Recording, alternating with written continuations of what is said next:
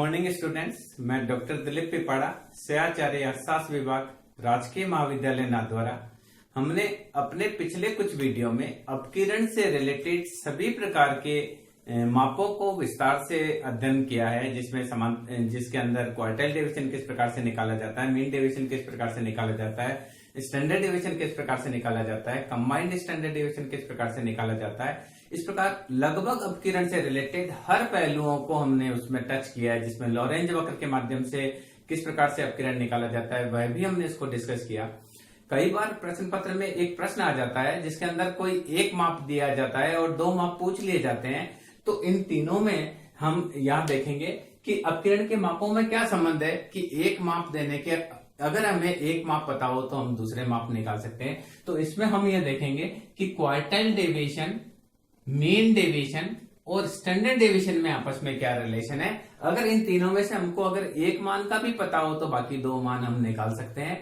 तो हमको यहाँ सबसे पहली चीज, अगर कई बार देखिए सीपीटी जो होता है, सीपीटी में कई बार प्रश्न इनसे रिलेटेड होता है, और आजकल बहुत सारे जो यूनिवर्सिटी के एग्जाम है उसमें भी शॉर्ट आंसर टाइप क्वेश्चन होते हैं। उसमें सामान्य रूप से इस प्रकार का कोई प्रश्न पूछ लिया जाता है। कई बार कॉम्पिटिटिव एग्जाम में भी इस प्रकार का प्रश्न पूछ लिया जाता है। तो आप उसको अच्छे से समझें कि किस प्रकार से इन तीनों में आपको रिलेशन निकालना है। अगर आपको क्वार्टाइल डेविएशन दे रखा है तो आप मीन डेविएशन निकाल सकते हैं, स्टैंडर्ड डेविएशन निकाल सकते हैं। अगर आपको मीन डेविएशन दे रखा है तो आप क्वार्टाइल डेविएशन भी निकाल सकते हैं, स्टैंडर्ड डेविएशन भी निकाल सकते हैं। इसी प्रकार से अगर आपको स्टैंडर्ड डेविएशन दिया हुआ है तो आप मीन डेविएशन और क्वार्टाइल डेविएशन की गणना कर सकते हैं। यहां देखिए, आपको इसको आप समझने की बात है, थोड़ा सा आप देखिए, हमको क्या करना है 2 डिवाइडेड बाई 3। देखिए यहाँ 6 फॉर्मूले हैं। मैं आपको एक ट्रिक बता रहा हूं, उसके माध्यम से आप बिना फॉर्मूले, एक भी फॉर्मूले आपको याद नहीं रखना है, उसके बावजूद आप वही 6 ही फॉर्मूले आप यूज कर सकते हैं। तो वो आप ट्रिक अच्छे से समझिए। हमने क्या लिखना है 2/3 और लिखना है 4/5।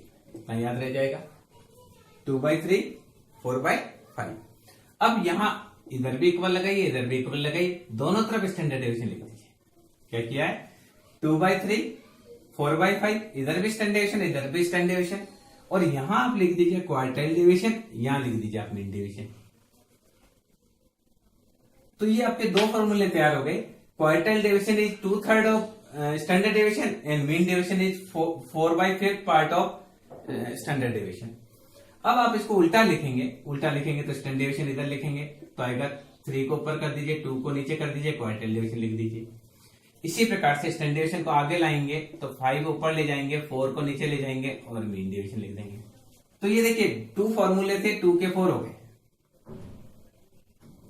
2 फॉर्मूले थे, क्या करना था 2/3 स्टैंडर्ड डेविएशन 4। देखिए हमको लिखना है 2 3 4 5, इधर भी स्टैंडर्ड डेविएशन, इधर भी स्टैंडर्ड डेविएशन, एक के आगे क्वार्टाइल डेविएशन लिख दीजिए, एक के आगे मीन डेविएशन। अब क्या करना है, स्टैंडर्ड डेविएशन को इधर लाया तो 3 को ऊपर ले गया, 2 को नीचे ले गया, क्वार्टाइल डेविएशन इधर।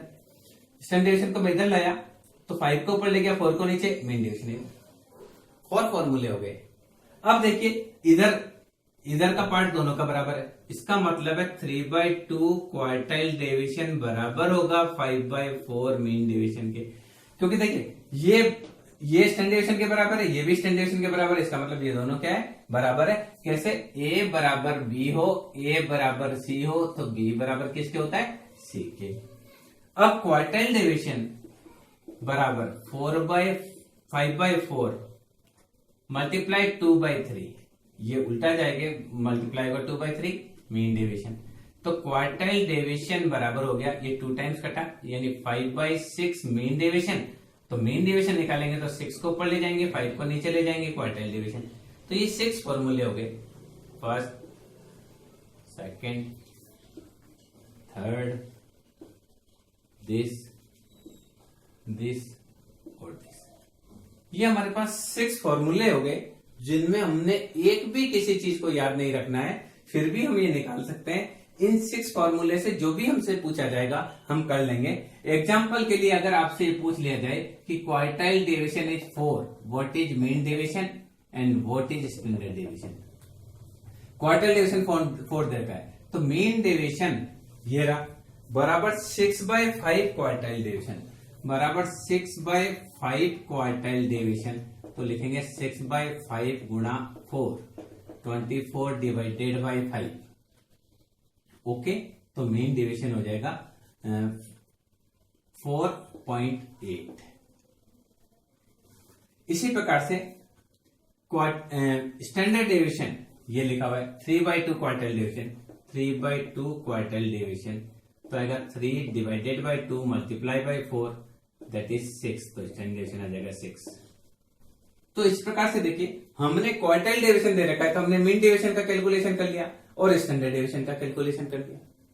अगर आपको इस प्रकार से दिया हो कि मीन डेविएशन दिया हो 6, अब क्वार्टाइल डेविएशन पूछा हो तो देखिए क्वार्टाइल डेविएशन या मीन डेविएशन, क्वार्टाइल डेविएशन बराबर 5/6 मीन डेविएशन, 5/6 मीन डेविएशन।